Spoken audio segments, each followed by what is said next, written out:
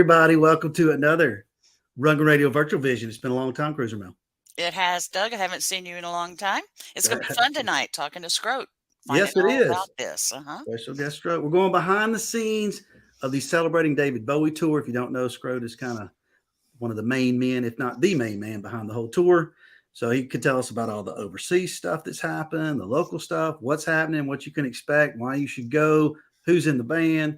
There are some changes during the tour a little bit here and there in 2022. So we're excited about the show, of course, in Akron, Ohio, the one we are promoting. But we're going to talk about all of them and get you in the loop. Right. Yes. Rungren Radio is back. We are going to be promoting a big concert once again in Akron, Ohio, our Mecca.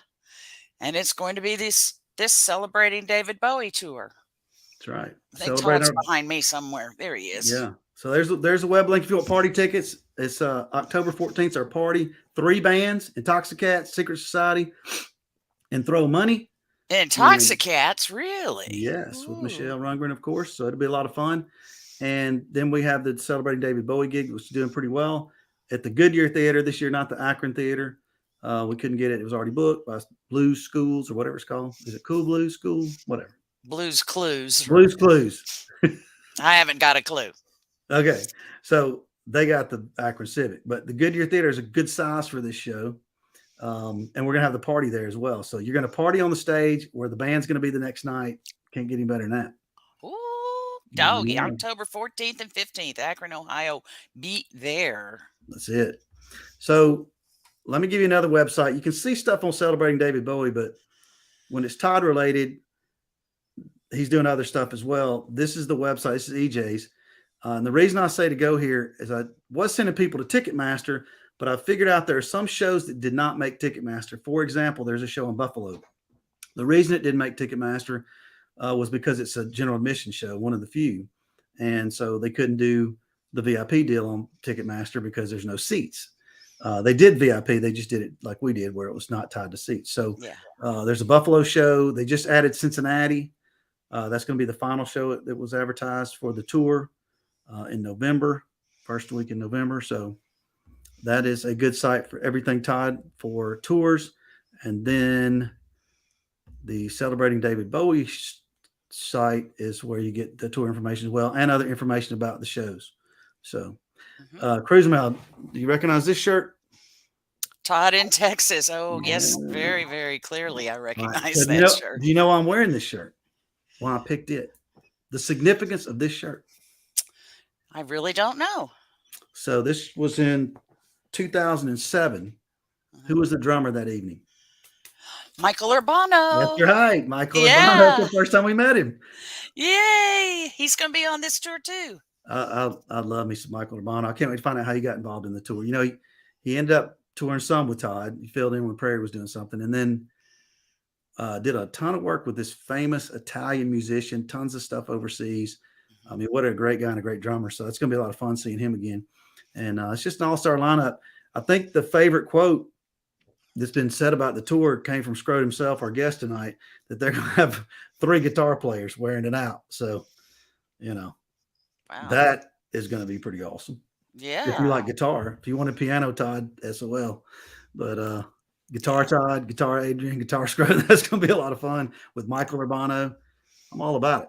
Yeah, it's going to be a big band for sure. Yes, it is. So, hey, I heard something today. What's that? I know we want to hurry up and get with Scrote and find out who he is and everything. But I heard a little story. I don't know much about it. It was very vague.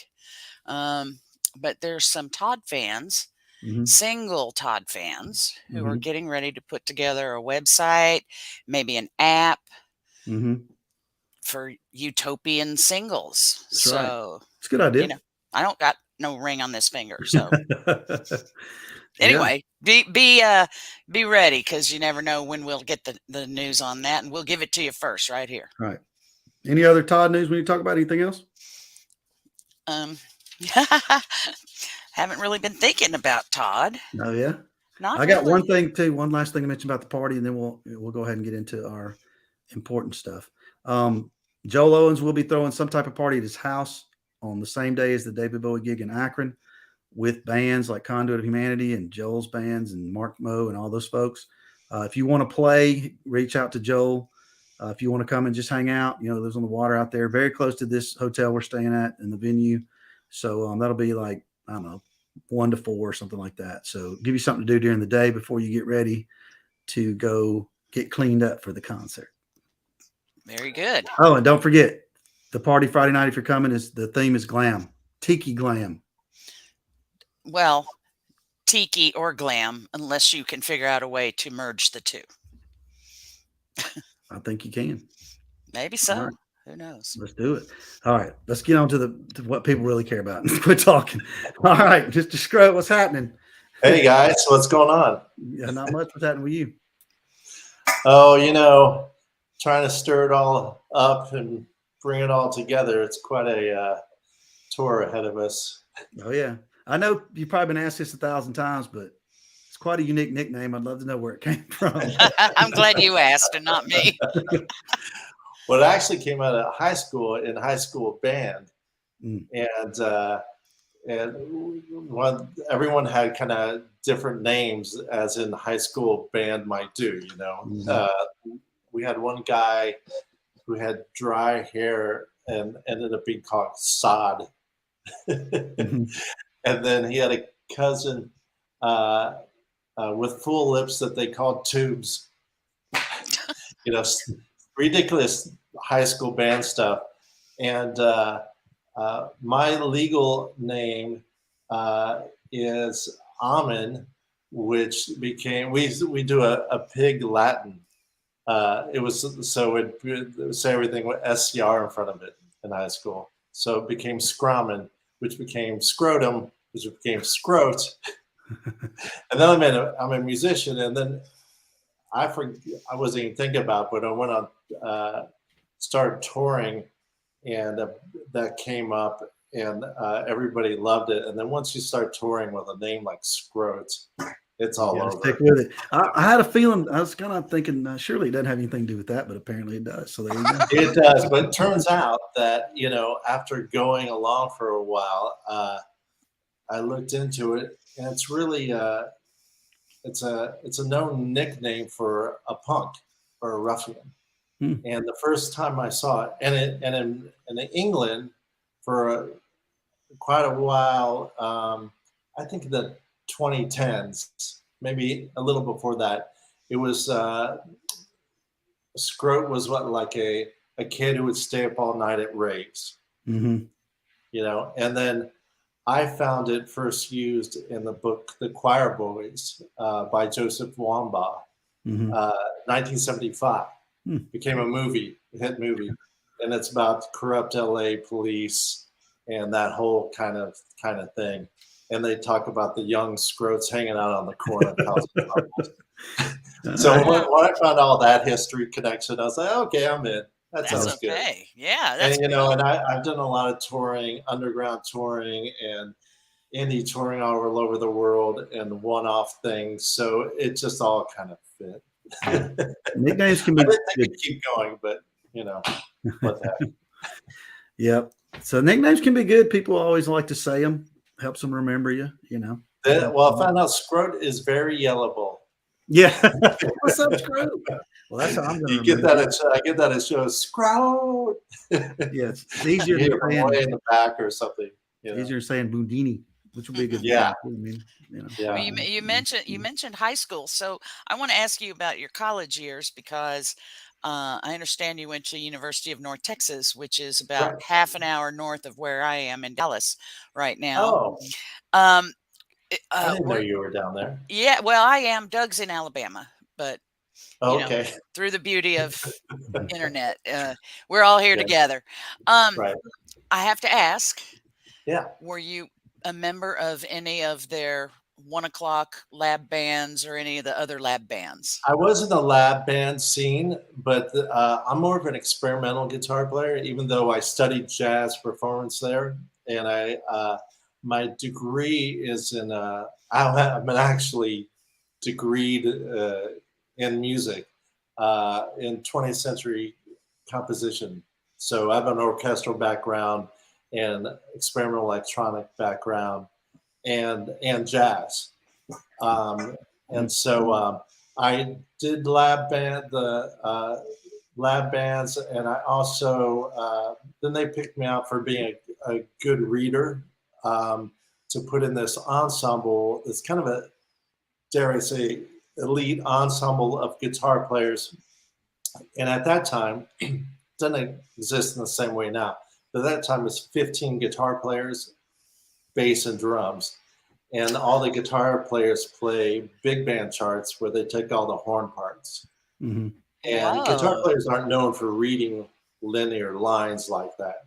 So it was very challenging. And at North Texas, for those who don't know, it's a very hardcore bebop school and composition school. Very, very famous. And so they put a chart in front of us, and these are the best readers there. And they would just say, okay, take a look at that, and it's a horn chart. So I don't know if this translates, but it's a little bit different key, and it reads a little bit differently, and it's not normal. And so as a guitar player, you look at it, and it's challenging on sight. And then they go, any questions? Okay, here it is. 1, 2, 1, and you're right in. You're right in. So it was very hardcore, and then they would switch the parts around, and you're playing with your contemporaries who are the best at the best school. You're like really sweating it, Oh yeah. So, The lab bands from UNT are just famous. I mean, everywhere. Yeah. So yeah, they're pretty fun. I've never been anywhere in the world where there wasn't North Texas players playing at the top of, coming through a tour with a big name or a university. And it's an interesting school because there's a unusual blur of being academic and performance. So, and usually that doesn't happen with the music school. Usually the teachers aren't actual players on tour. Like my main composition teacher, I'd meet with him, and he'd ask what I did over the weekend. I said, "What'd you do?" And he'd go, "Oh, I was in Switzerland with John Cage. We were laughing about," and, and then I'd go to a jazz class, and they'd go, "Oh, I just got off a Prince tour, and I'm doing," Yeah. And so it was very much the teachers, and everyone was working pros, but they were all very academic, formally trained. So it's pretty intense. And, the players there, teachers said early on, look around the room. Some of these people you'll know for the rest of your life. And that has been true. I mean, a lot of my closest friends, they're still players all over the world. We stay in touch. We cross paths on the road and hire each other, recommend each other. Yeah, I found out that's crossed over with other schools like University of Miami and Berkeley and Boston, where there's a mutual respect, even though we didn't go to school together. There's a camaraderie with that, having gone to that kind of training level of training. Yeah, and then you get to play with Todd, who went to no music school. But well, Todd or Adrian. Yeah, Adrian didn't either. Okay, yeah. No, some of them. Many of my favorite artists ever are untrained, never went to school, and I find that really fascinating. As a band leader and music director, aside from being like just an artist or player on a scene, but I often have to work with both ends of the spectrum. So I had to develop a language and develop a way of writing charts that someone who's not used to reading music could look at it and understand it. And then someone who's used to reading heavy stuff, look at it, respect it. Yeah. So they're all looking at the same thing. So everyone's on the same train, but pulling what they need out of it. So that's a funny trick that you just have to find if you're in my position. Well, you did already work with Todd on this show in Iceland or Green Iceland. Yeah, in Iceland. Yeah. Yeah. So you figured out that you guys actually can deal with each other. Yeah, right? it was I met Todd about 6 months before. We happened to be, they came up about joining us for the shows and shows in general, but the Iceland were not on the next things up. And we happened to be, we found out we were both at South by Southwest with a common night off. So I had met Todd, but you know, I'd heard about him through other musicians, and Urbano told me about him and everything, and he helped us connect. And so I had a general idea what to expect with Todd personally, but we hadn't met. And then so right away, it just felt really easy, and still does. I feel like I'm talking and working with someone in the neighborhood that I know. I mean, there's no ego or anything or whatever. He's really open to ideas. It's pretty fantastic. Adrian's the same way. And they never worked together. So it was great to bring them together for the first time in Iceland. That's kind of hard to believe they never worked together.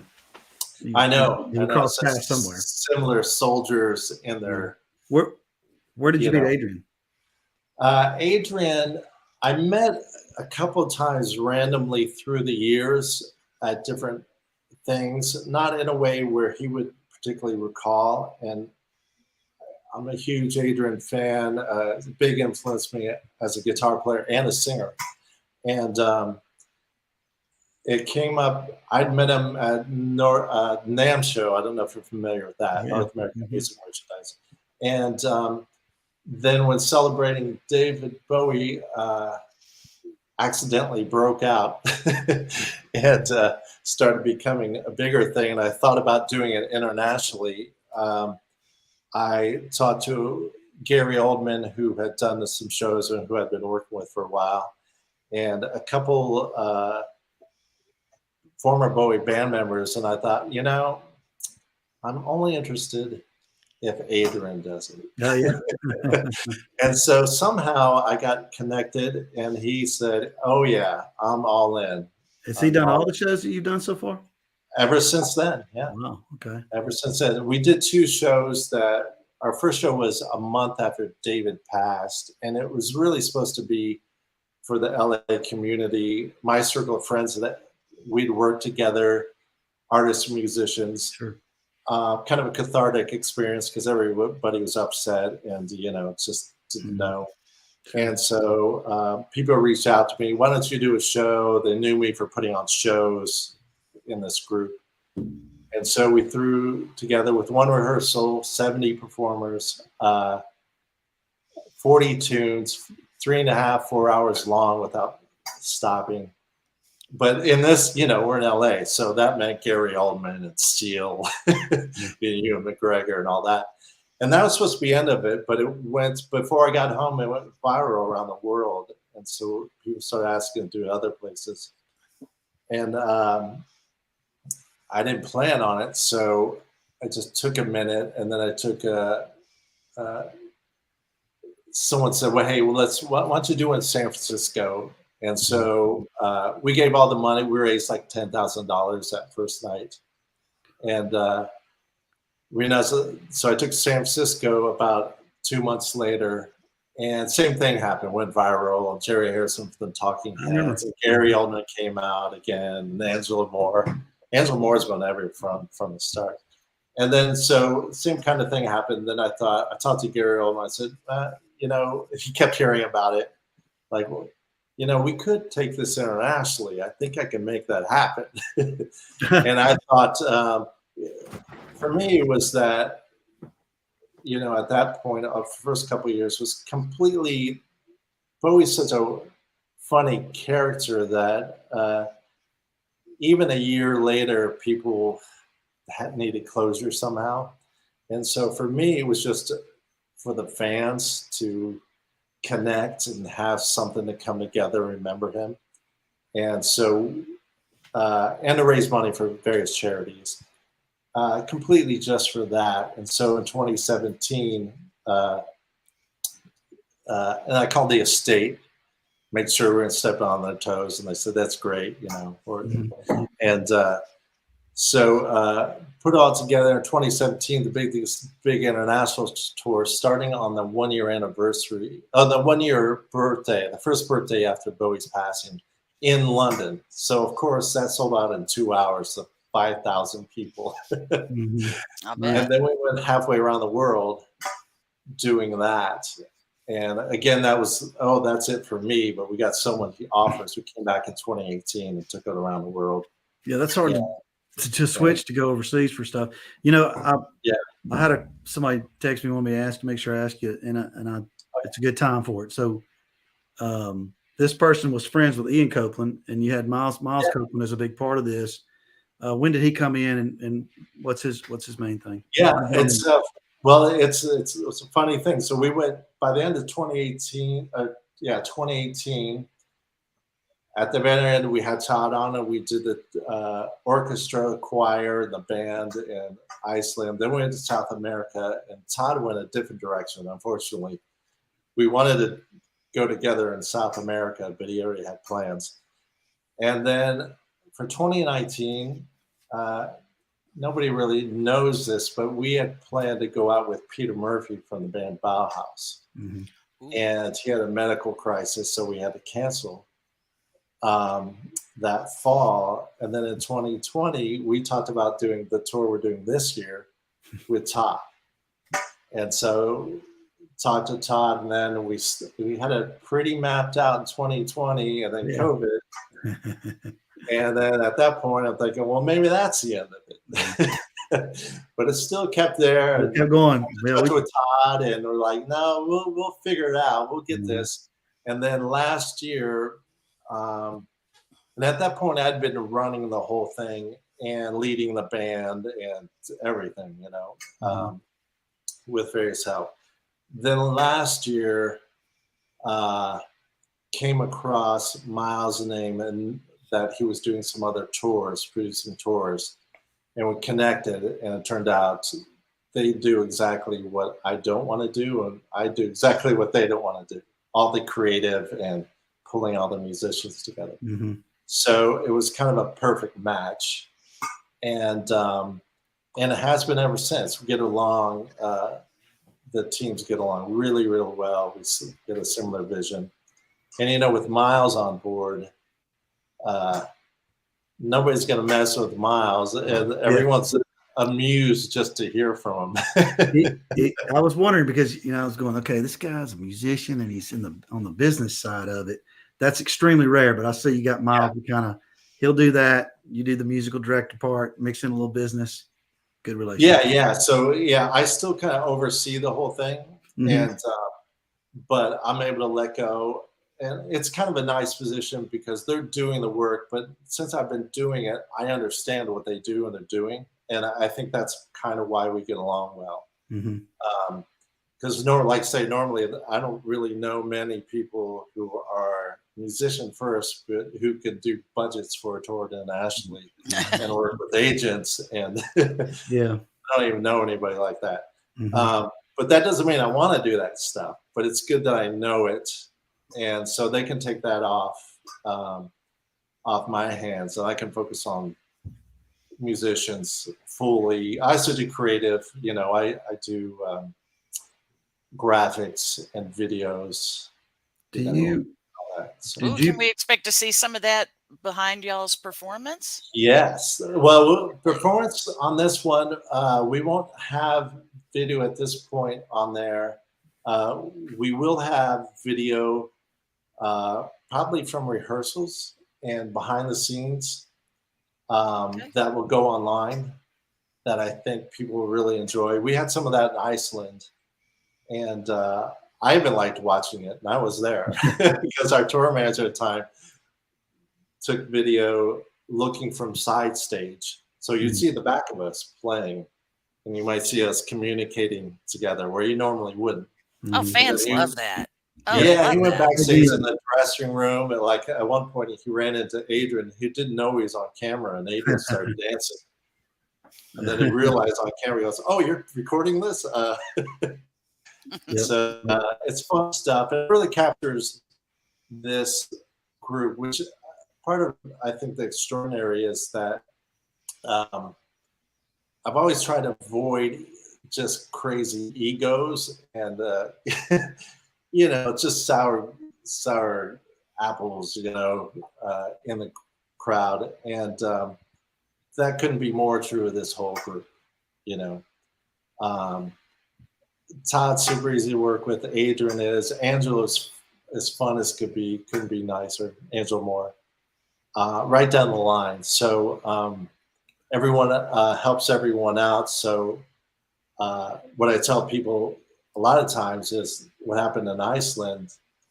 We worked out what songs Todd was going to sing lead on. And Todd's a rare one in this factor. And he, oh yeah, we'll do this and that. And I said, got that. And I said, well, you know, do you want to play guitar on this? Oh yeah, sure. Hey, do you want to play piano on this? Oh, that'd be great. Mm-hmm. And then we'd play, rehearse, and I'd turn around and he'd be singing backups, playing tambourine. Mm-hmm. And normally that might be sloppy, or wouldn't let that happen, but it's Todd. And I don't mean that in the fact that it's legend. I mean the fact he's a producer. Mm-hmm. And so he knows what's appropriate, what's needed, what's not. So he's not going to do anything weird. He's just going to feed the right thing to the whole thing. Yeah, he's got. I love that. Be playing and turn around him. Yeah. Todd's over there, and he's doing just the right thing to help lift the scene up. Really loved it. Yeah, he's got a lot of experience, you know, with the Ringo's All-Star and then the Beatles tribute albums and all kind of different groups where he kind of does things, and even his own things, orchestra shows. But so David Bowie, you have fans that, you know, like his hits, fans that like the deep cuts, fans that like, you know, all the different kind of versions of David Bowie. You had to come up, I assume, with the set list. And how did you go about picking that? And does it ever change? Is it kind of the same? Oh, it changes every single tour. Really? Everyone. Yeah. Okay. And we have a little bit different lineup every time. It's not always the same players. Right. It's starting to turn around where there's more frequent ones.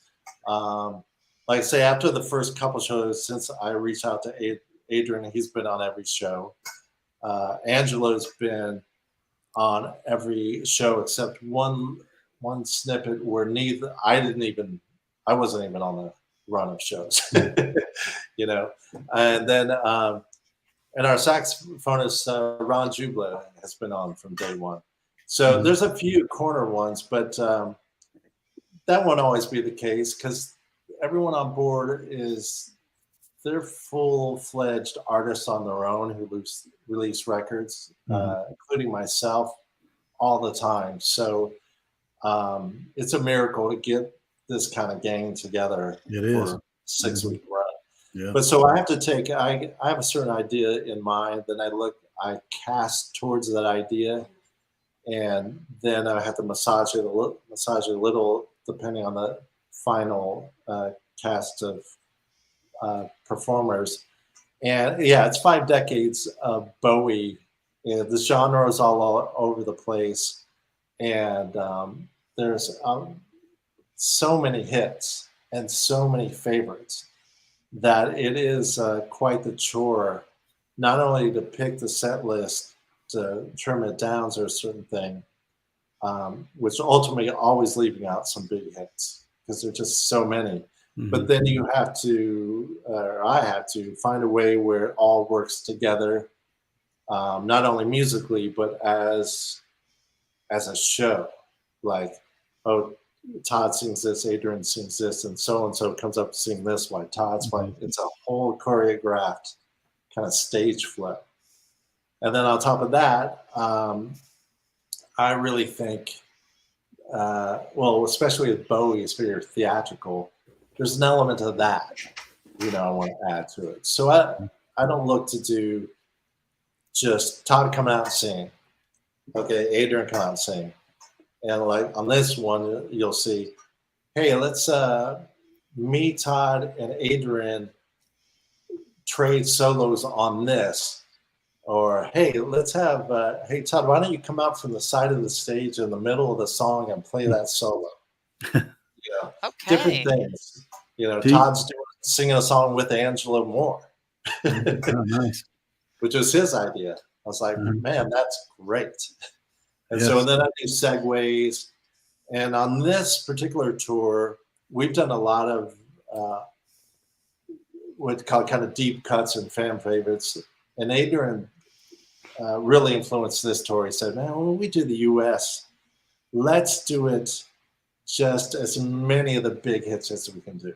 I was like, okay, let's do that. We hadn't done that since early on. I'm like, okay, we're just gonna stack it with hit after hit after hit. There's a 2 or 3 rarities and everything, but it's mostly full on. If we're gonna, so Todd likes to do costumes every now and then, dress up. Do y'all do any of that, like the different Bowie times? Yeah. Well, the thing, Angelo is the same. So when I first met Todd, he said, "You're down in Austin." So I'm playing tomorrow night. You want to come check it out? And oddly enough, I'd never seen Todd live, and I thought, "Oh, this will be great. Let me see how this happens. See how Todd will be next to Angelo Moore, who comes out in a costume, different outfit every single song. He comes to rehearsal in an outfit." Angelo does. So I thought, okay, what's that going to be like with Todd? What's Todd do? And I went to the show, and I didn't know what kind of energy Todd was compared to Angelo.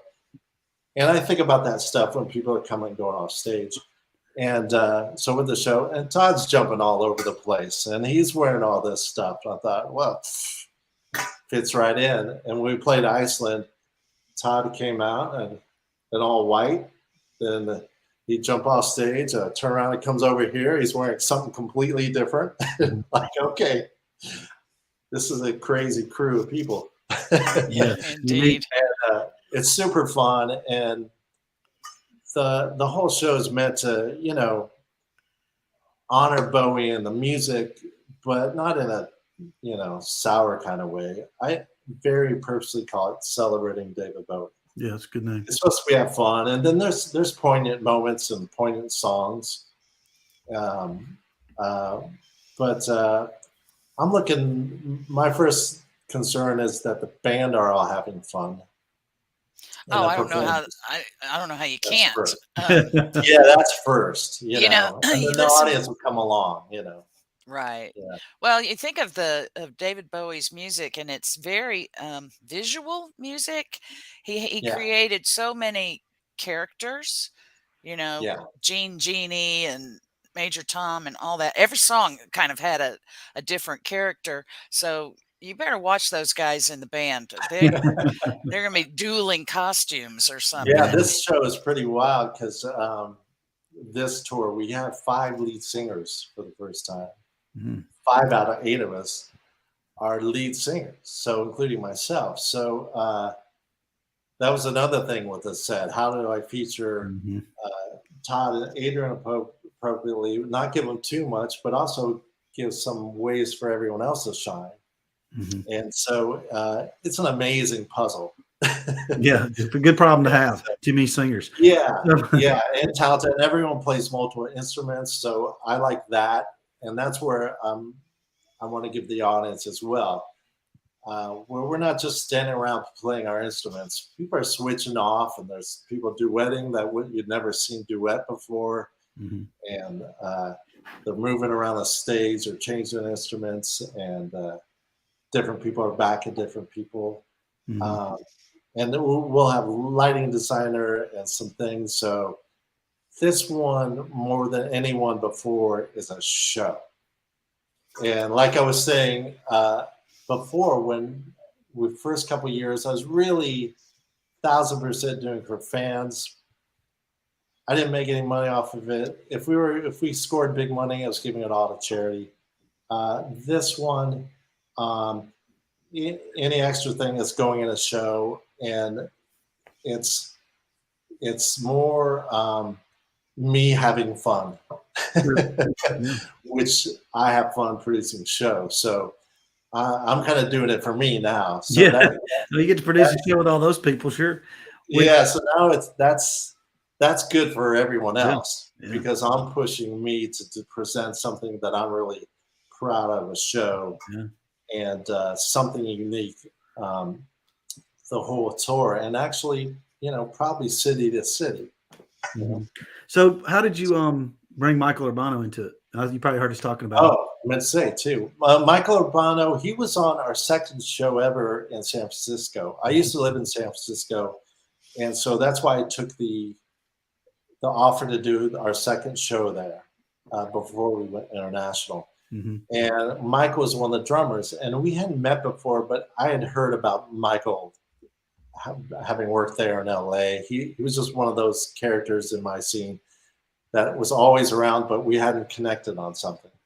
So when we did that show, that was the second show. We still did a 4-hour show and 70 performers, and we had 4 different drummers trade out through the night, and Michael was one of them. And he was so fantastic, and he loved it so much, and I remembered it, and we kept in touch. And then when it came around to 2018, looking for someone, I remembered him, and he was all the way into it. So he did all our shows in 2018, South America, Iceland, all over Europe. And I'm going to tell you is, turns out I called him for this one. He was out with Lindsey Buckingham, and he said, yeah, Lindsey just canceled our fall Europe dates. And so that works out perfectly. And then a few weeks ago, Lindsey called and wanted to put him back on. And Michael called me, and we thought it was best that he do that. So he's actually not going to be on the tour now. Michael isn't. He's coming back. Yeah, he's coming back after this tour, but he, because he was on a tour already, and it's kind of we can't really ask him. No, Lindsey Buckingham. No, I guess what you're talking about. So he's so yeah, that tour was. I'm sorry, Doug. Oh man. Cruiser Mal, do you remember what you called Michael Urbano when we had that show with him? Doug, why do you do this? Do you? I won't say it. You just tell me you remember. I don't think it was me. I think it was. No, it wasn't. I have to know now. Yeah, we'll tell you another time. Said Michael Urbano was a sexy drummer, whatever that is. He is a sexy drummer. Sexy drumming.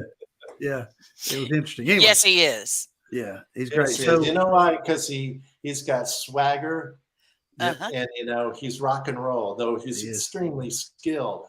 Amazing drummer, and you wouldn't necessarily look at him as a rock drummer or think of that, but and finding the subs to come in for him, that was something we talked about. We found somebody fantastic that he knows, recommended. And the thing, I was like, I like a drummer, and I told Michael when we first started doing this, I said, don't count off a song on hi-hat. Like they or click your sticks together. I don't want to hear that. That's like just yell it out. 1, 2, 3, 4. And I want to feel like we're in a garage. Have you mentioned who the drummer is? Did I miss that? Yeah, it's just getting out. His name's Travis McNabb. He's in Nashville. He plays with Sugarland. Yeah. And he used to play with Better Than Nashville. What's his last name? McNabb, McNabb. Yeah, Sugarland's a big deal. And Travis, Michael and Travis play similarly, and that's how they became friends. They recognized the similar drumming. Phenomenal drummer. Really exciting. Since we lost the Urbano Todd connection, and we'll break away from the Todd stuff in a minute because I got some other stuff we want to discuss. But what I bet a lot of people watching don't know is that you were on the Someone Anyway album that Fernando Perdomo. Right. So that was fun. Yeah. That was a lot of fun. Yeah, it'd be interesting if anybody catches that I was on that. Yeah. Little Red Lights guitar, people.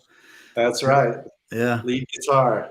Yeah, Fernando shot me that tune, and as soon as I heard it, I was like, hell yeah, I want that. Just that fiery Hendrixy kind of world, and just trying to bring that quality to it, light it up. Awesome. People love it. Hey, So you said you were the creative and you do a lot of design and stuff. Can you tell us what this autograph poster is going to look like that people can get if they buy the merch or VIP packages? I'm trying to think. I don't think we have the final on that. What do you think? Is it going to be like what Mel has behind her, or is it going to be something new? It's going to be. I think it'll be similar to that. Yeah.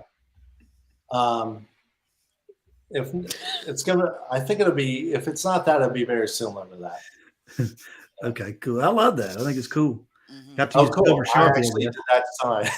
Yeah, the silver Sharpie, I guess. You know. Yeah, I don't always. Sometimes we have different designers on, and I'll work with them, and sometimes they'll come up with something. I'll feed in. We'll just kind of work together on this, on that. But yeah, I even worked on the logo and kept it from the start. And I worked some with other people on that. And then this poster design was completely new. And we threw some ideas around that weren't quite working. I said, "Oh, what about this?" I threw it together, and they're like, "That's perfect." Well, I take it when you had 70 people, y'all didn't do meet and greets for those shows. Have you done these yet? Have you done the meet and greet things at any of the shows? Oh yeah. So how does that go? How does that work with so many people? You know, it's funny. Assuming they are like before, pre-COVID, they're pretty fun. You know, they're either backstage or sometimes they're even out by the stage, but generally backstage, some other room. And I think all the singers are involved. So that'll be funny because usually it'd be like one or two guest artists and me back there, but Angelo Moore and Royston Langdon will be on that as well. So me, Todd, Adrian, Royston, Angelo will be back there. There's a few shows that Angelo can't make, and I brought on Jeffrey Gaines, who's this great soul singer on the East Coast. He was doing a week on the East Coast with us. Yeah, it's kind of hard to keep up sometimes with who else been. I mean, there's been some big names. I think I saw Sting and stuff like that. Yeah, I loved working with Sting. He was on a couple of shows, and he sang Black Star. Brought in a 24-piece group, strings, horns, and everything. Yeah, and did the 10-minute song Black Star. It's the only time we've done it. And then they did a popular song from that album called Lazarus. And we keep in touch. I don't think he's coming back because Sting just doesn't look back. Yeah, it's tough. He's done it once. He's gonna move on. You know. That's cool as you got him. But he's a good guy. I really like him a lot. So we run into each other and keep in touch. That's a big deal for the tour, you know, to have somebody like that get in on it. Gives it a little. Yeah, we have Thomas Dolby jumping on. Yeah, I was going to ask about that. Is he going to actually? I think in the press stuff it says he's going to be opening for the show. No, he's playing with us. He's actually okay. Yeah. Good. Ooh. He's in the group that night. So there's a feature and playing and singing a tune, playing some other thing. I think he's doing a solo one and a special thing that he came up with for David because Thomas knew David. Half the group knew David, and Thomas knew him and worked with him. He played Live Aid with Bowie. Oh wow! Yeah, he's in the Live Aid band back in Bowie, and then they did various things. And so, as is oftentimes, it means a lot for people personally who knew David. For fans, like pro musicians who are longtime fans as well, who didn't know him or work with him, it means a lot to them. And those who knew him, you know, Bowie got everywhere. Yeah. So a lot of people knew him and had done something with him. And Royston Langdon was friends with him. Oh, really? And yeah. So let me clarify here. So when is Thomas Dolby going to be part of this? So Thomas is on in Annapolis. Okay. 2 shows. Okay. That's a little venue. Yeah. Huh. Yeah, that's the smallest one on the whole run. Yeah. And so Great place. the show would be a little bit different too, Mhm. you know. So there's a few things we want to on with like I have some segues that are 10 minutes long. You know, 3 songs right after another. We're doing one song that is 10 minutes long that people kept asking to do. And Adrian's famous for playing it with Bowie. Mhm. And so Todd and Angelo Moore are singing it. Oh, wow. Okay. Like, who would put that together? Yeah. You know, Yeah. and it was Todd's idea. Say, why don't you have Angelo on this tune? Like, Mhm. wow, good idea. So, but like that tune, I don't think we'll probably play in Annapolis. Okay. And, you know, that might be where Thomas is doing his thing. And So from my understanding, so Todd did these Beatles shows and Ringo shows, and they'd break out some of the artists would break out some of their hits and do songs and stuff. Right. This is all Bowie. all Bowie start to finish. Okay. Yep. I didn't think I was going to see China Girl followed by Blinding Me with Science if I went to Annapolis. I love that too, though.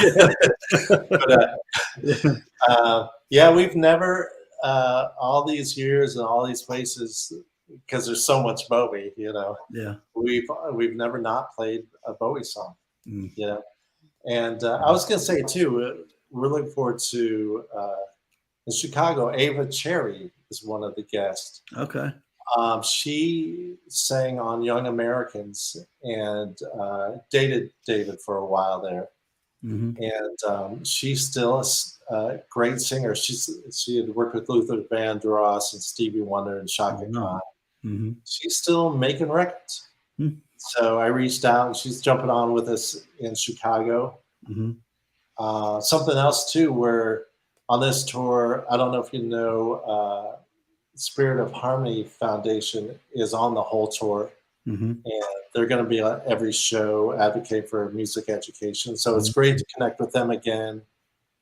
And I really love that element to the whole tour, where we can give back somehow.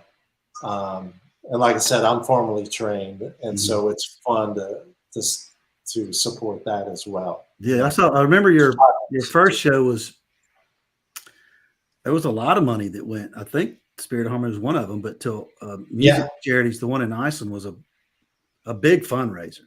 It was all about that, really. Yeah, kind of those whole first couple of years were that.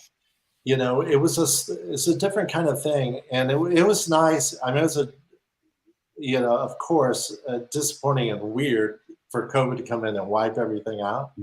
But coming back into it, the good thing is it's a clean slate to think of everything differently.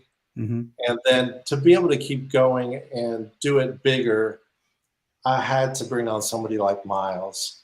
We have a North American, South America agency, and now we have a global agency.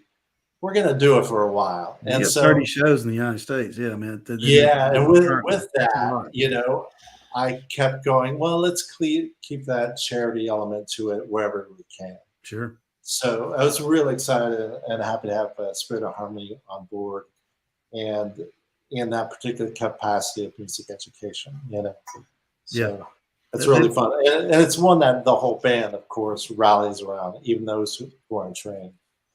That's half the band. Well, all the rock stars. Yeah, I think a lot of them though did. Were probably some of them were in band or some type of music education, something in school, and I think that's really what Todd is after. Is did not take it out any of the arts away from the schools, not necessarily classical training like at Berkeley or whatever, but some of these high schools are trying to cut off funding, I assume, for band and things like that, and that's it's not good. So I heard from I did an interview in Canada. They talked about Quebec City where we're playing, where they just pulled all the funding for the university there, their music school. They did what? Slashed it. They slashed the music school university too. Wow. At the university. And so they're happy, you know, we're coming in and we're going I to bet. Yeah. Yeah.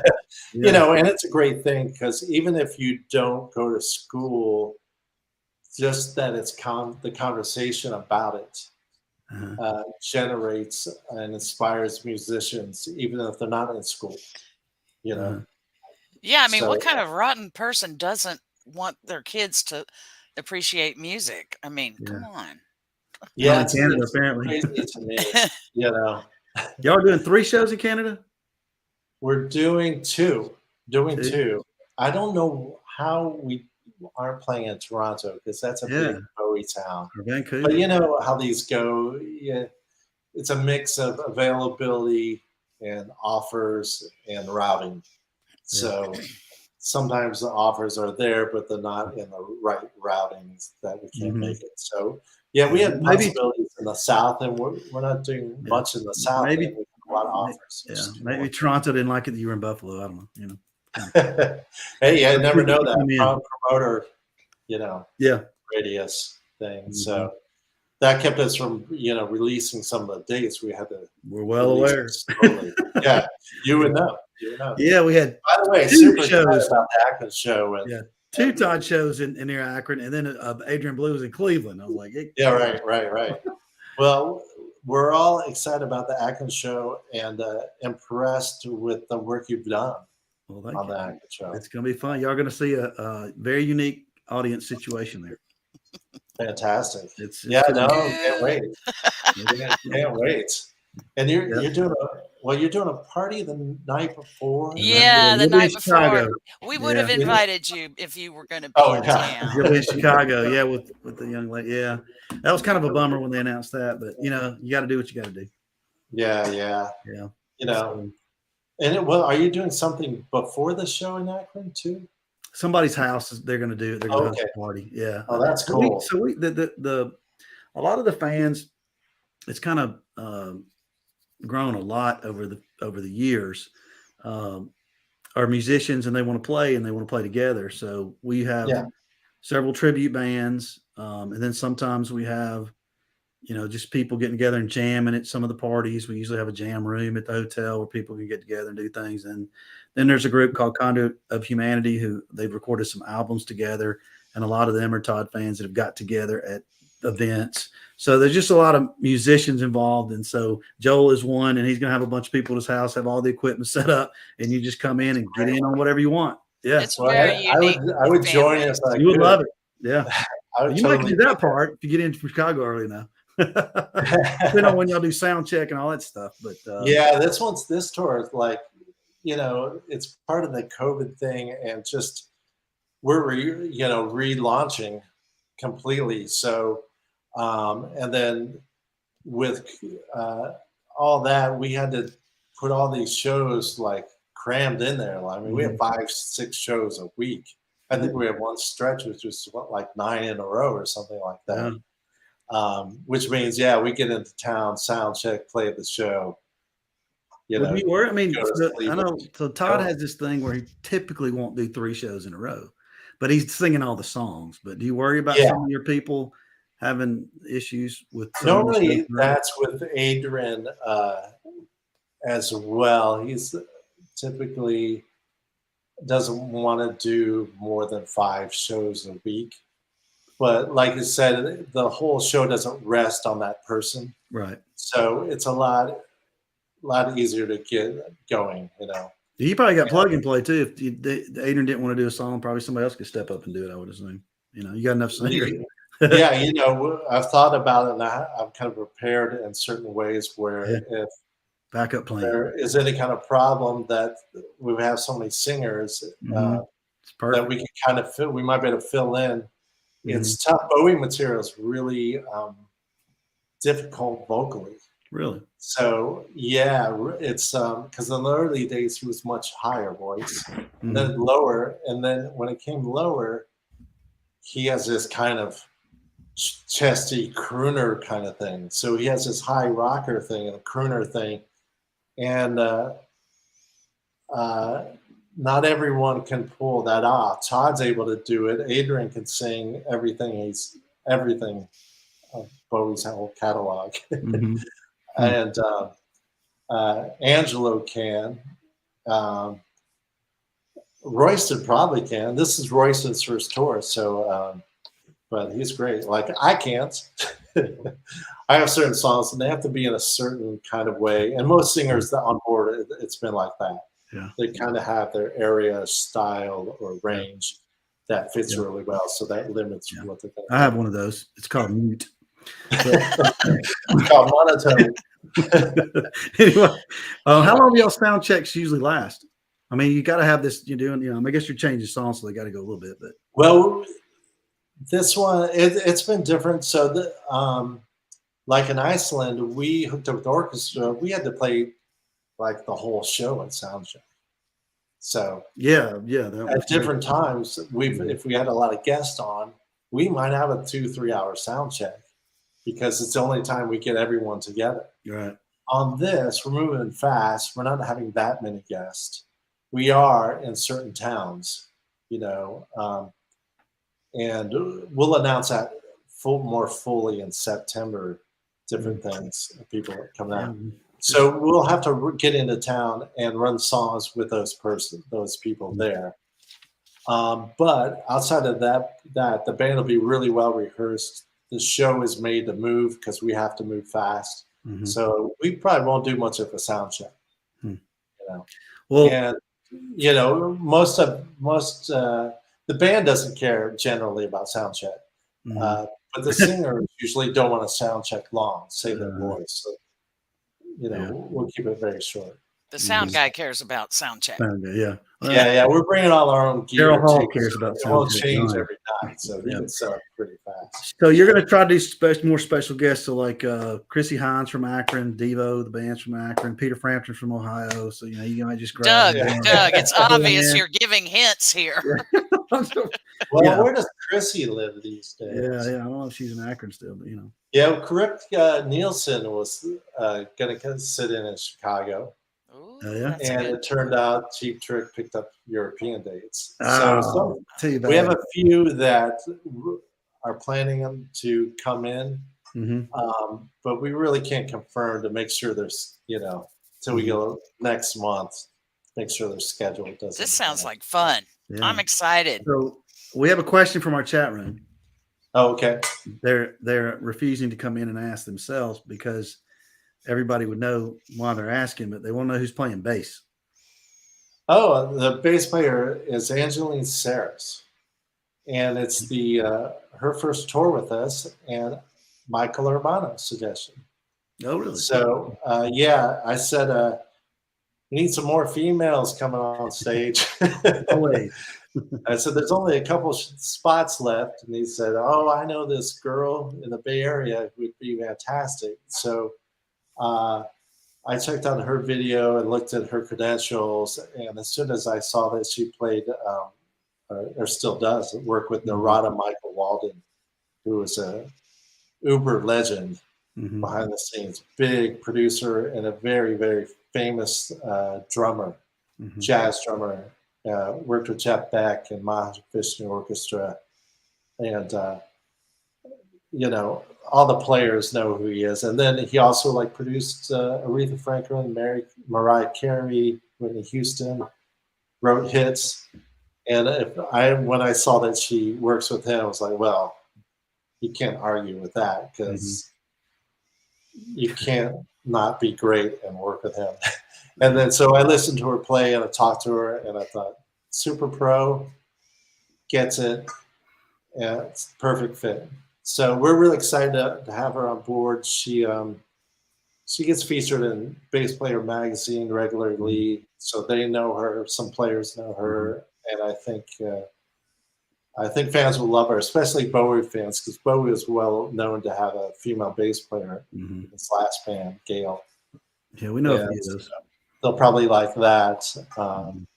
But she's not on board because she's female, but she's on board because she's great. Yeah. She's very, for me, I like really groove-oriented players. That's why I like Michael Urbano, because it's really funky. Yes. And that's her thing. She's a funk player. So I like that players who have that ability, even in rock tunes, because it's an emotional attachment to the music that's different than somebody who's just a straight rock player. Gotcha. Well, the chat room is excited that you've got a bass girl. That's right. Oh yeah. Okay, good. We have a few of those. She's got a lot to handle, so she's with all these tunes, and then she doesn't even know with a guest. I got to throw a few more on her. So she's watching. She knows now. But here we go. I've got a chat room question from Bill Salami. He wants to know: did you ever know or meet David Bowie? I met David in 1997, which was really fun because I don't know if it was known that I was a Bowie fan, but that's really common with artists and pro musicians. They're Bowie fans. That's not even weird. And for me in particular, I became a huge Bowie fan, but it's not something anyone particularly knew, except some close friends. So it was my birthday in 1997, and somebody from a commercial radio station called me, a close friend of mine, said, "What are you doing for your birthday?" And I said, "I'm just hanging out. I'm not really doing anything this time." You go, "Oh, great, cool. Why don't you go to Slim's?" It's this club that closed in San Francisco now that Boz Scaggs used to own. Said, "Go to Slim's. You're on the guest list, and stop by and get this pass because you have to be on the guest list and you have to have an invite, and I have you a special invite." Like, all right, cool. What's it for? I'm not telling you. Just show up and go in. And so I went there having no idea. There weren't many people out front, so I didn't know anything going on. And I walk in, and it's a private party with Bowie's band Tin Machine playing, which I love that band. And I walk in, and, it's open bar, food, and, maybe 75 people. And they're playing for us. Totally. Oh wow! It was a private concert. Yeah, and so it's a private concert and party. I think the record label was having. I watch a show, and then it's up close and personal, And so I didn't really even register like talking to the band or anything, but the band came out. I started talking to the guitar player. Who I know to this day, I actually had worked with Reeves Gabrels, and still keep in touch.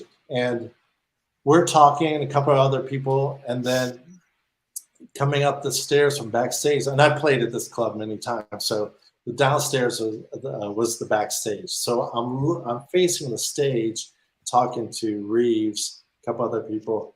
I'm looking for it, and all of a sudden I see the back of David coming up the steps, and I think, oh, there's Bowie. And he turns around, he comes straight to us because Reeves is standing there.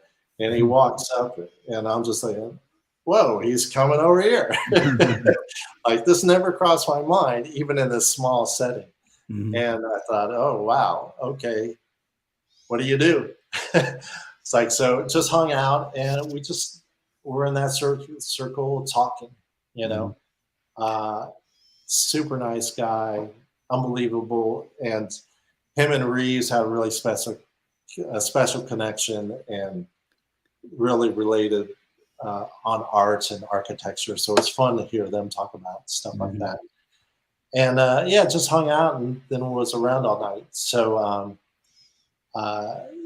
then I think it was a couple.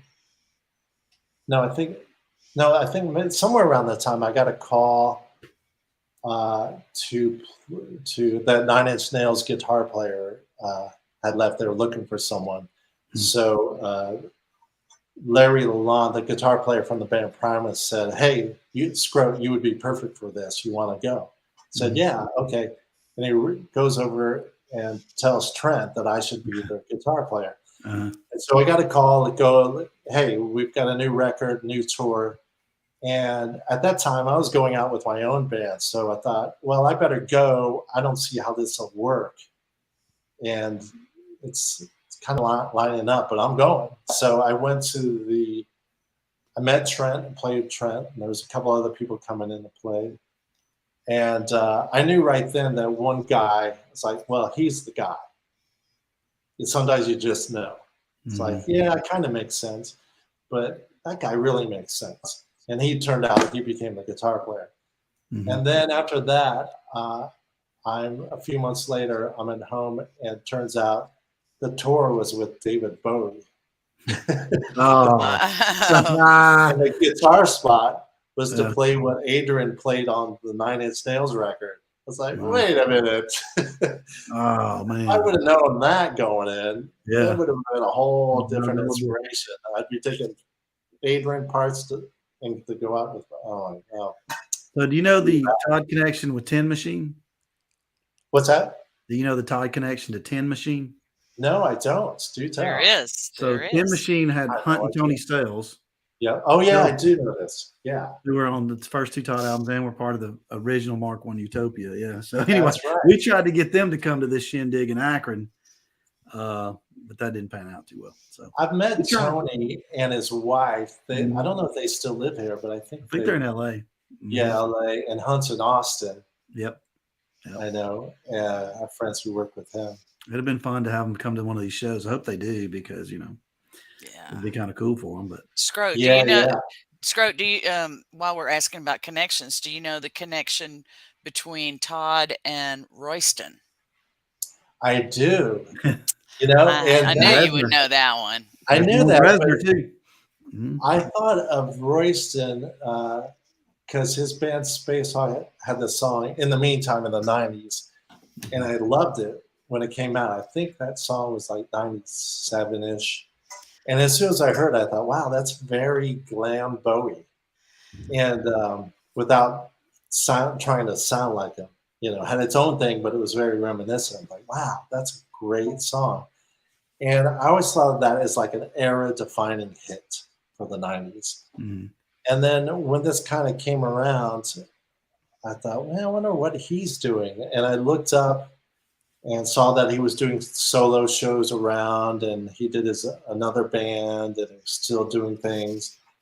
And so I reached out to him, and somewhere along the way, I saw that he had been married to Liv, and I was like, whoa. And then when in 2020, I thought about him. I wanted to have him on the tour as a band member, a core band member, and feature artist, and I had to make sure that was okay. I didn't know the relationship. Yeah. I was going to ask, is that okay? I don't know, so I always check in, make sure. Nice. Who knows? It's none of my business. I don't care either way. I just don't want anybody to clash or be put in awkward position. No drama. And everybody's happy to do it. Royston really loves Todd and thinks he's great. So. It's really one heck of a lineup you got going. Yeah.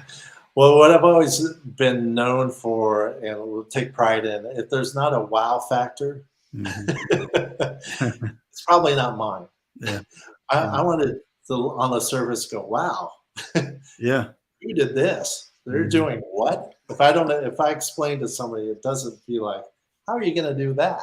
That's not possible. How are you going to pull that off? Right. Yeah. So I like that element. I want to keep it on that level. And now that we have this lineup, I want people walking away too. That's why I like taking the show itself very seriously in a different way, where they go, wow, I was not expecting the show to be like that. Where like the show itself, I'm trying to design it so even if the names weren't there, if you just went for Bowie and saw the show, you would walk away thrilled. Yeah. Because it just works as a show. But so now we've got a show, and we've got Todd and Adrian and Royston and Angelo. And Thomas Dolby one couple nights. And Dolby coming on, and Abe and a couple others. You think about that. You got this band already, and you're bringing in Thomas Dolby of all people, which, for a Bowie show in a venue that's about 350, maybe something like that. It's a really small. They added some, so I don't know exactly what it is anymore. I've been before. It's a fantastic place, very popular. And Todd goes through there a lot. Even in his big tours, he still goes with the big band on that little stage. Yeah. But that's out there, I gotta say. Yeah, there's some surprises coming. LA is going to be a pretty star-studded affair. You probably got a comp list of about 300. Yeah, nobody's bought a ticket yet. Some are like, well, okay, you want in? Okay, you're going to have to sing backup on. Yeah, where is it in LA? Where are y'all playing? It's Saban Theater. Yeah, okay, yeah. Which I've been there, but I've never played there before. So it's in Beverly Hills. So that'll be fun, and it's our second show. So there'll be a lot of energy towards that. But I mean, all the shows are going to be fun because who knows what's going to happen every show. Somebody wants to know that's going to the Annapolis show, how and why Thomas Dolby's going to be on those particular shows. Well, I'll tell you, because he lives there. Oh, yeah? Oh, he just, okay. Yeah. We had talked during COVID. He was going to jump on a couple of different times. In 2021, we were trying to get another tour off the ground. I wanted to do a Let's Dance tour. So laying super dance Bowie material, focus on that album, very dancey, which would include 70s stuff, 80s stuff. And with Sheila E. on drums, Thomas on keyboards. So a whole different line, and of course, COVID knocked that one out.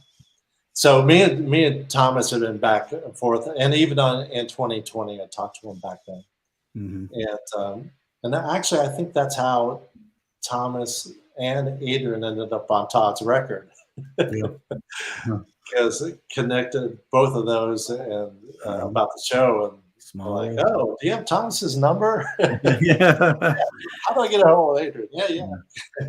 So what did you do during COVID to get by? That's a cancel funny the tour. What's that?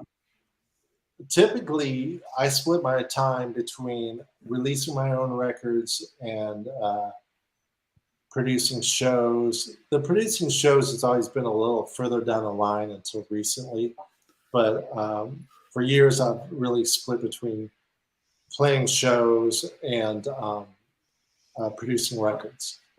So when COVID came up, I was about to make a record, and of course I had to pause, and we were working on the tour with Todd to be that fall. So all of a sudden, all those shows went away. So it took there was a whole month and a half to realize, okay, this is for real. It's not happening. Switch gears. And then as soon as my head switched gears, I started making records. I've been making records the whole time. Are there other?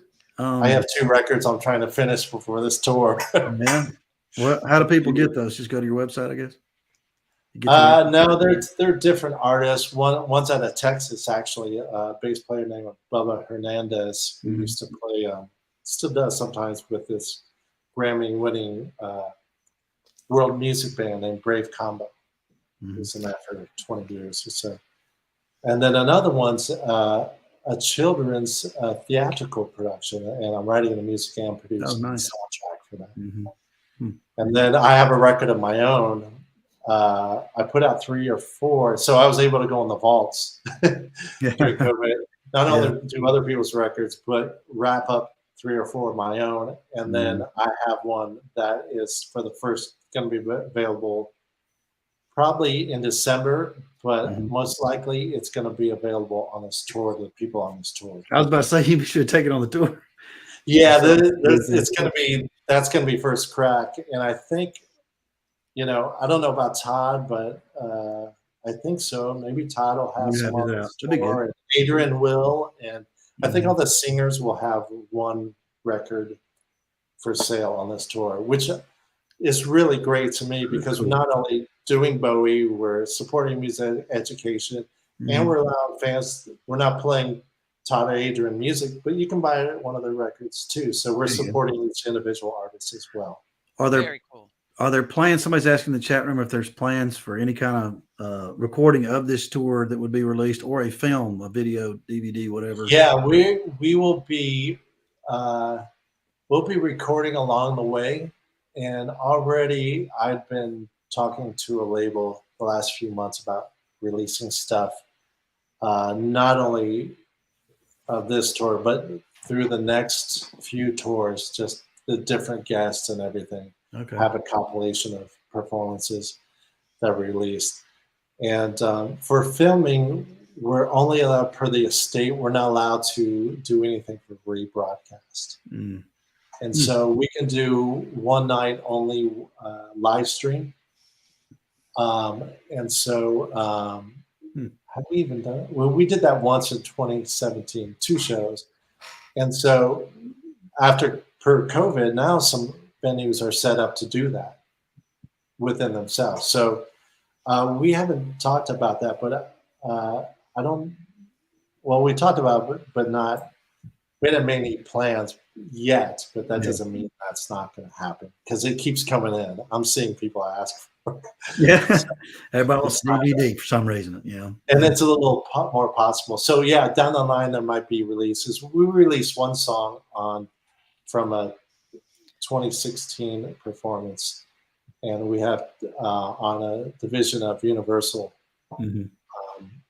That's on Spotify. If you go to Celebrating David Bowie, there's us playing on Spotify. You'll find us playing Suffragette City live. Okay. And so I'd like to release a whole string of live performances that way. Be great. Video would be cool if you got them of all the different special guests that you've had together, greatest hits kind of thing of the whole show kind of deal. That'd be great. And we will be videoing as we go, and like I was saying before, putting stuff on social media, different clips, so people can check on the show right away to see what it is. Okay, I got a question out of the chat room, and I'm just the messenger. Okay, somebody wants to know if Angelo Moore is as crazy as he seems. Yes and no. Angelo Moore is definitely a wild character, and he's also a heart of gold. When I don't know anybody who has better people skills than Angelo Moore. Even people, people's expectations, or I've seen it come off across some racial tension, and Angelo talk to him. Before you know it, they love him. I had that connecting with a couple of business people. Were like, wait, who's this guy? And I can't get a hold of him. I go, well, he's in Japan right now with Fishbone. Fishbone, what's going on? I go, well, you'll understand. Let me put him on the phone. So I put him on the phone, and they'd come off, go, man, I love that guy. Yeah, let him do his thing. Yeah, he's super sweet guy. Awesome. So do you have any other ideas in your head that you think you're going to do after this one? Other than Bowie? Yeah. Yes, always. You don't have to tell us because we want everybody to go to Bowie first. Yeah, I can't. I mean, I wish if this was it, and you're going back to your regular scheduled programming. No, that's a couple of things. So with partnering with Miles Copeland, that's to produce shows. So definitely our main thing together is celebrating David Bowie. But I've done all kinds of shows.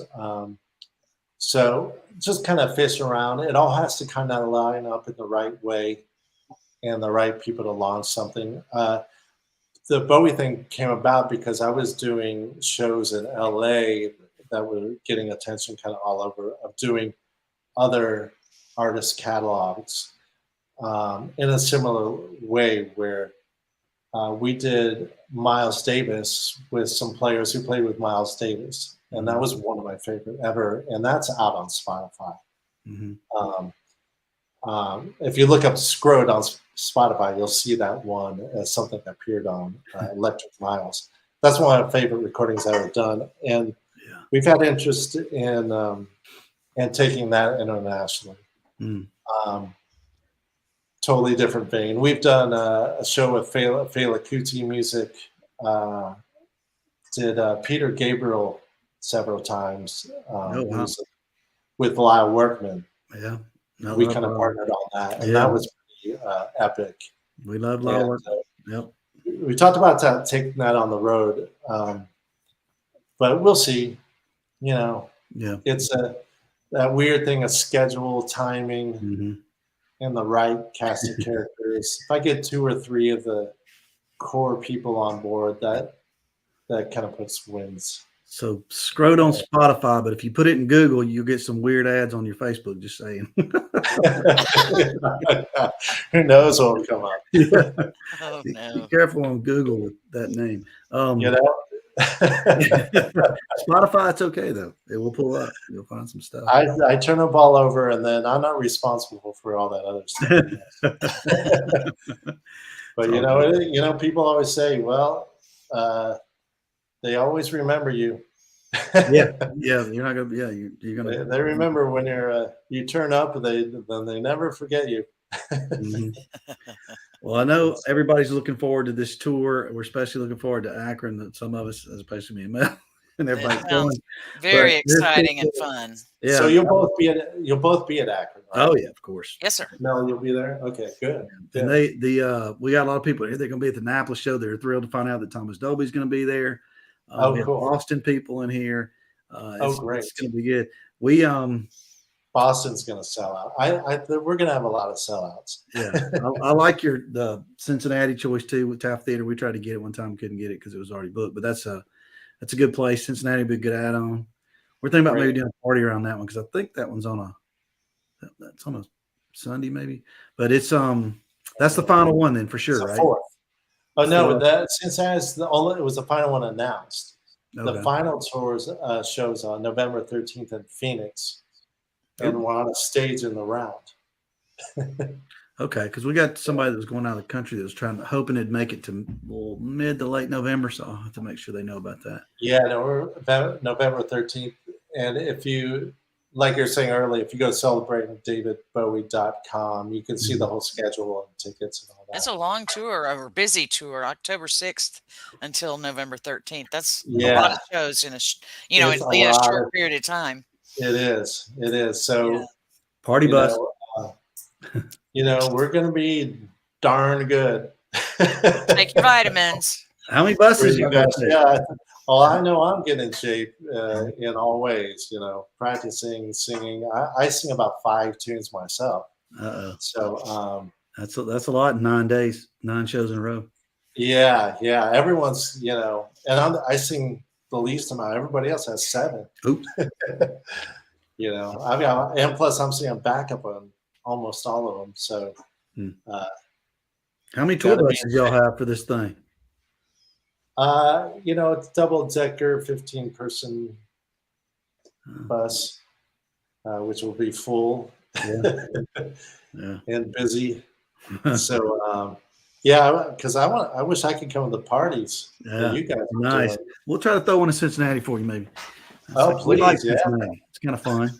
We need to go West Coast though. We need to go, Yeah. Well, after the Akron show, I think you guys have a day or 2 off, so you can come by our hotel. We'll be partying. We'll be partying. All right. We'll buy you a drink or 2.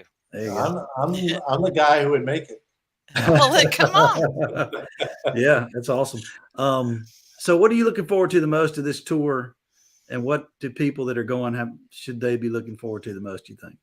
I think for me is I have so much fun putting the show together, and also the camaraderie.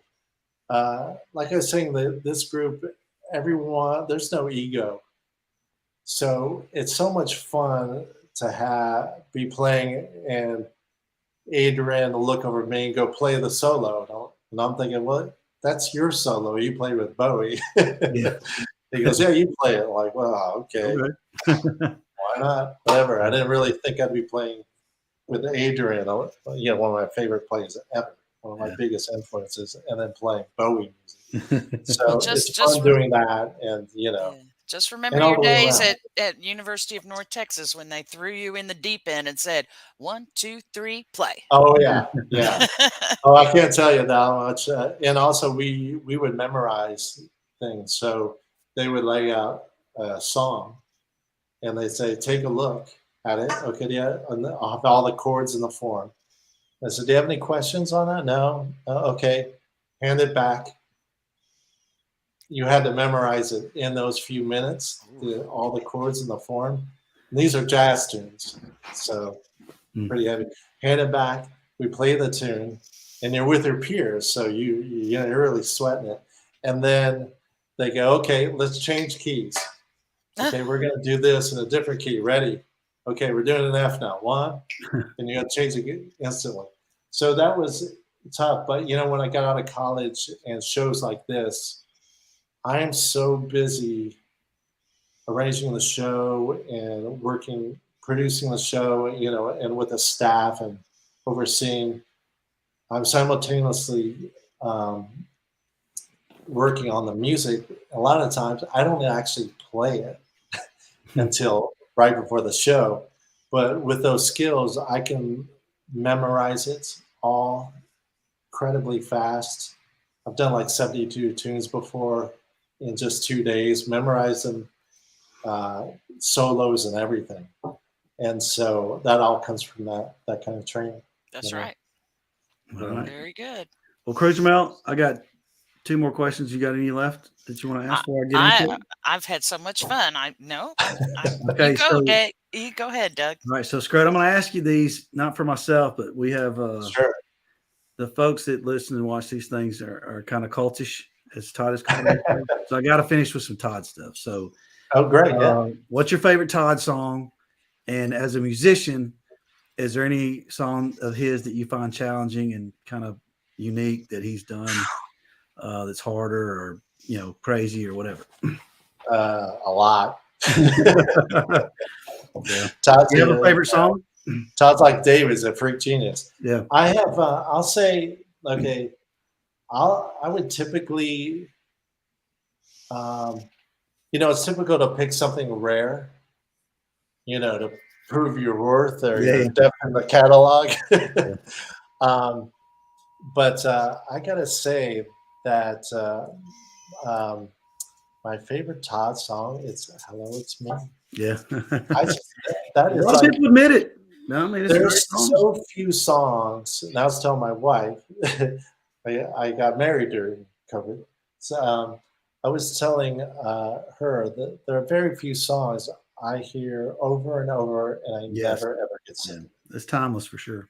And Hello, It's Me is one of those few ones. I just never, I don't get it. Never tire of it. It just sounds amazing every single time. You know, where some of the complex material is like that. But, you know, like Nearly Human, that stuff kind of blows me away. And the acapella stuff. I mean, there's so much. And similar to Adrian, those guys, so they don't read or write music, and how they can generate that immense amount of music and that complex amount of music, and then recall it and play it perfectly blows my mind. Do you and I'm not a guitar player, so we'll do my best on this. People say Todd has this seventh chord. You know what I'm talking about? Mel, is that what do they call it? This odd chord he does. Anyway, all right. I remember hearing something about that. I don't know which chord it. So somebody in the chat room has a crazy idea. Not crazy, a great idea, really. Okay. Have you tried to get Todd to talk to Roger Powell? Oh, well, try to get him to talk to him? About doing a guest, maybe, you know, since he's got Bowie connection, big time. Well, how is Roger? He's got a little arthritis, unfortunately. Yeah. I mean, you're only talking about one song, though, or something, maybe. I'm not talking about the whole show, of course. So maybe, you know, he's back in 2020, I looked into that, but I think he had some health issues even back then. So I just it's been tough. Well, since the last time we saw him was 2009, and you know, he's kind of disappeared since then. So I don't know. Yeah, there's a few players. Yeah, there's a few players, and that Bowie players and others I'd love to have on board, and I think it would be great, and we could accommodate them, but that might be older and has physical limits that they can't do necessarily the way they used to play or how they want to play, so they feel diminished a bit, and then they're up there with like working current pros. Yeah. So it's like, I don't know. Yeah. You know, Yeah. I don't see it that way, but I understand. Yeah. I mean, guys, people really with Roger, even if he didn't play, they just love to see him, you know. But They love him. I Yeah. get it. He's some people just want to move on. So it's he's a good guy though. All right. Well, some people are begging you to come to Austin. Did you keep bringing it up?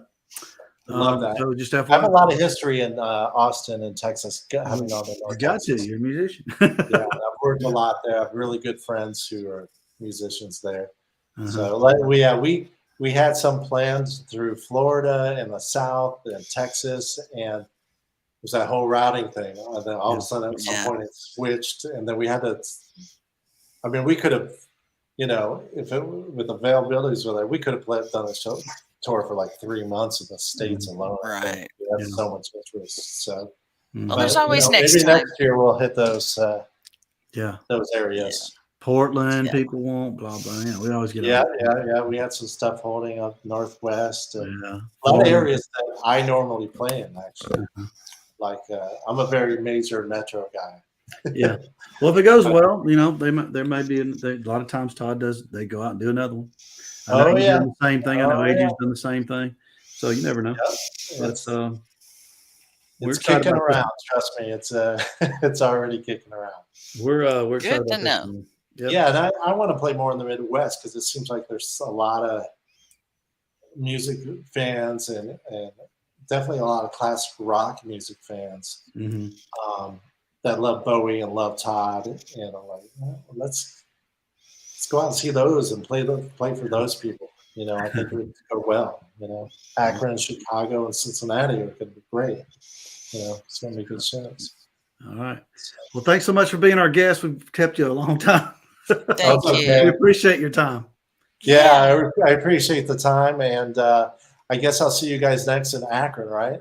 Yes, sir. Well, we may go to a different show before that, you know, Atlanta, some others, you know. But people are clearly very excited about this tour and the people that you picked, and it's gonna be a lot of fun. It will be a lot of fun, and I promise Todd fans that I think it's so great to have Todd on board, and that Todd sounds so shouldn't be surprising, but surprisingly great, particularly in this show. Okay. It's Bowie music. It's musicians who love Bowie and other artists, and all the people on that with that kind of camaraderie and Bowie love lets all those artists, you know, it lifts them all up. And Todd's doing songs that he really digs of Bowie. So, you know, it's a very powerful scene. So I look forward to seeing everybody come up, say hi. They will, believe me. I'll be listening for Scrote. Yeah. You know, I want to hear from the balcony. Scrote. Guitar solo. Okay.